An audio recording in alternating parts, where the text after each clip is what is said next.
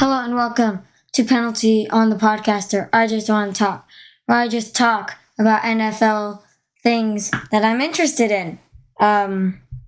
This episode, good riddance, Dan Snyder. What a terrible owner. He is no longer the worst owner in the league because he's not an owner in the league.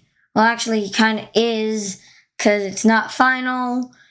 But I hope I don't have to come back and say, oopsie, Dan Snyder is still holding on to the team and the deal fell through for that one. But, now we're going to talk about how horrible of a guy Dan Snyder is. Okay, so let's start with, I think, one of the most obvious things that are completely his fault. FedEx Field. The worst field in the NFL. There are, I forgot what side it is, between the 35 and the 9-yard line, a dense field of leg and hip injuries that have been devastating. Also, the Jalen Hurts almost crushed thing, but we will talk about that later, or I will. It's just me. So let's get started. So between the 33 and the 9, it looks like, Joe Burrow tore his ACL, season-ending injury. In his rookie year. Adrian Peterson ACL too. RG3 ACL. It was almost career-ending. He still has a career. He's a backup, but he's not a starter. He was going to be an absolute star. The next Michael Vick or Randall Cunningham, maybe, except he tore his ACL in his rookie year in the playoffs. He was a guy who could take them out of quarterback purgatory, take them to the playoffs, maybe a Super Bowl if they gave him a good enough team. Nope. FedEx Field really hurt him bad. Alex Smith leg. That was a horrific injury. And I think he's been able to come back as a backup, or maybe not, but that was a horrific injury. I think he broke, his femur or tibia, one of those two. Ryan Fitzpatrick hip, Chase Young ACL, and Kyle Allen leg. Yeah, RG3, his field and neglect of his stadium, Dan Snyder's neglect of his stadium has ruined a young star that he had on his team that could have led them to great things. It was entirely his fault. Now, Jalen Hurts almost crushed. This was negligence, stupidity, everything. The fences were tied together with zip ties. You could see it on the video. And of course they snapped. Jalen Hurts was fine. But there was a cameraman who was crushed. And a little tangent about Jalen Hurts. He was a great guy after that. He went right into action, picking people up, making sure they were okay. And he sent in to the NFL a long complaint about the incident and that FedEx Field has got to be better, and it should be better. Also, there was a kicker who said they just paint the dirt. But, there have been so many horrible injuries that have happened. But, it's a unique stadium experience. It's the only stadium in the NFL where fans can be showered in raw sewage. Such a unique experience. No kidding. That is a horrendous safety hazard that has happened so many times over.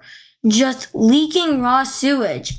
Also, look up the FedEx Field injury meme. It's really funny. Sort of funny, actually. The subject matter is not funny, but they portray it in a great way. But the sewage is just something that should never happen. And it's like happened kind of consistently, and like it's a unique experience. But the thing about FedEx Field is, it doubles as a farm. That's where they grow all the injuries. They got to come from somewhere. Now you know where. He just did some. Oh yeah, and who can forget? He tried to make the other NFL owners do what he wanted them to by threatening them that he had dirt on the league that would ruin the league if it was spilled.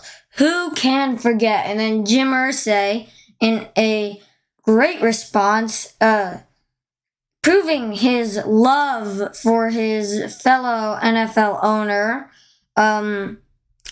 he said that he hoped they could vote Dan Snyder out of his NFL ownership spot, because he truly was the worst NFL owner ever. Like, FedEx Field, the new owners should demolish it and build a new one. Like, that building is cursed. He was just the worst owner ever. He really, what he did was, and the threatening of the owners is terrible. Also, he banned signs at FedEx Field. It's a great way to engage with your fan base. He also, I just forgot another thing he did, but the name he chose, as in the Commanders, is not at all good. He has just ruined the team. And even fans of other franchises can be thankful that he's very gone. He's not very gone. I hope he can be gone forever. He also fired good coaches and staff, and then hired bad coaches and staff, and really has hurt the league.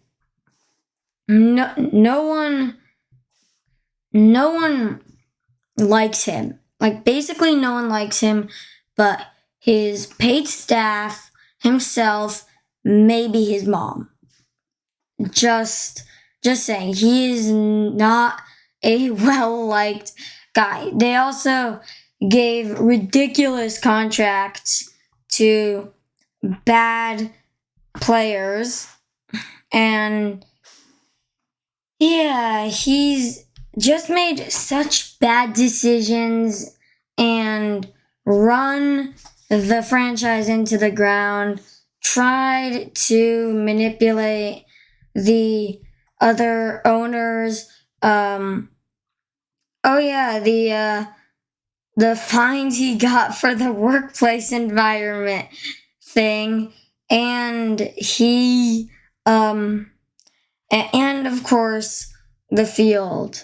So that's basically Dan Snyder. Good riddance to someone no one liked, and let us hope that he never, ever, ever, ever, ever comes back. Thank you all for listening. I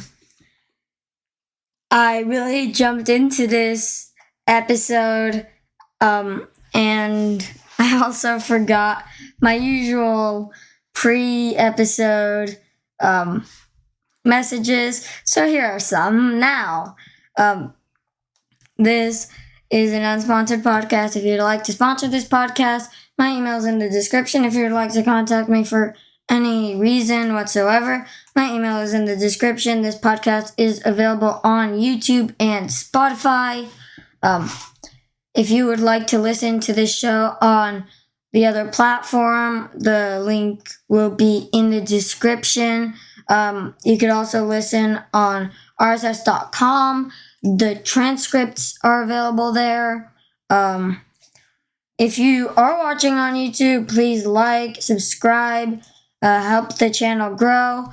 It takes a second. You can always undo your decision, and it costs absolutely nothing. Make sure to ding that bell to never miss an episode. I hope you've enjoyed this installment of Penalty on the Podcaster. I Just Want to Talk. You'll hear more of me next episode.